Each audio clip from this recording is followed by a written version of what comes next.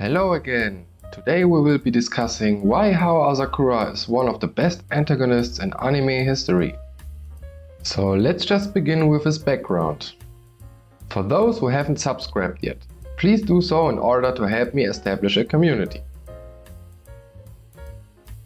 Long story short, in his first life as Asaha Doji, Hao had to experience a lot of negative things. His mother was killed by humans because they believed she was a demon. As a result, Hao believed he was a child with demonic powers and had to wipe out humanity. This plan was stopped for the time being when he met a rabbit-like demon named Ochachio. They quickly became friends and Ochachio convinced him to live a life with a smile on his face, at least for a short time.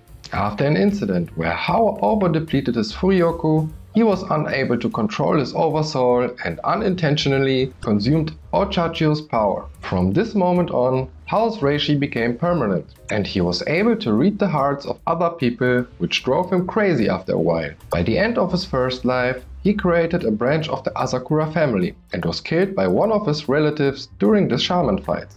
Hao's Yin-Yang Jutsu, the mastery of the 5 elements, prevented his permanent death as he could now control the circumstances of his own reincarnation. Hao then chose to be reincarnated 500 years later as a member of the Patch tribe. His goal was to capture the spirit of fire. Before the Patch could kill him, Hao succeeded with his goal and chose to be reborn in his original bloodline, the Asakura family, and taking the spirit of fire with him. He left behind his wife and a child. Fun fact, Silver was born from the same lineage of Hao. That should be enough of Hao's background. Now let's break it down why I think Hao is an antagonist like no other. First of all, he isn't just a bad guy. Other animes have their own antagonist and it's always like they have no heart at all while trying to accomplish their goals. Ow. I'm sorry, that's a new one. Who are you exactly? Hao's beliefs seem to be reasonable to a certain point, as he learned the dark side of the world the hard way. Second is that he is extraordinarily powerful. Vegeta, what did you say his power level is? It's over 9,000! 9,000?!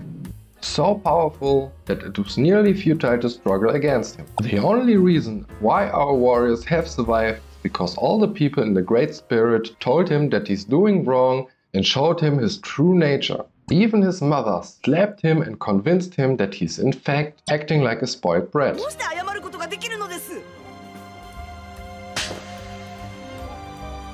While talking about power, I would like to list a few of his abilities which are making him a great antagonist. Furyoku. Following the logic of Shaman King, every time Hao has been reincarnated, he came back even more powerful than before. In his third reincarnation as the twin brother of Yo, Hao had already no natural enemies throughout the series. Therefore, the whole series was just there to show off Hao's powers as our warriors tried to grow their skills and reach to his level. However, their struggle was futile, cause in the end we all know that Hao really became the Shaman King. Reishi. Reading people's hearts was a curse for Hao. I especially think that it made him invincible, because he was always a step ahead of everyone. This guaranteed his success as he could predict everyone's moves and intentions. On Myodo. Hao's original abilities of a taijutsu master from his first life have given him full control over the elemental and divination powers. He is not only able to manipulate the 5 elements of nature materially but also spiritually, as shown when he converts the spirit of fire into the spirit of water, even though it was just temporary. Control over Onis. As I have mentioned before, Hao possesses great elemental and divination abilities and can easily bend Oni and demigods to his will. Taizan Fukon no Sai.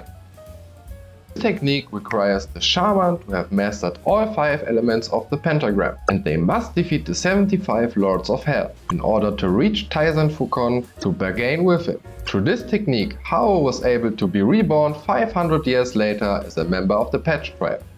Curse Reversal. This technique allows Hao to send the effect of a Furyoku attack back at the caster. Hao is skilled enough to use this as a newborn and without seeming to acknowledge the opponent. Death by Glaring. As Hao became one with the Great Spirit, He gained the ability to suck the souls out of anybody by simply glaring at them, making him truly a god and therefore unbeatable. Even though Hao seems to be the pure evil, he still has somewhat of a kind heart. He helped Yo throughout the series with advices and even spared his life. He always wanted to see his younger brother grow, as he enjoyed it to be a good big brother to him. He also cares for Opacho, as he didn't want her to be sucked into the black hole he created. So that was basically my point of view why Hao is one of the best antagonists in anime history. I hope you have enjoyed my video and see you next time. Your Kato.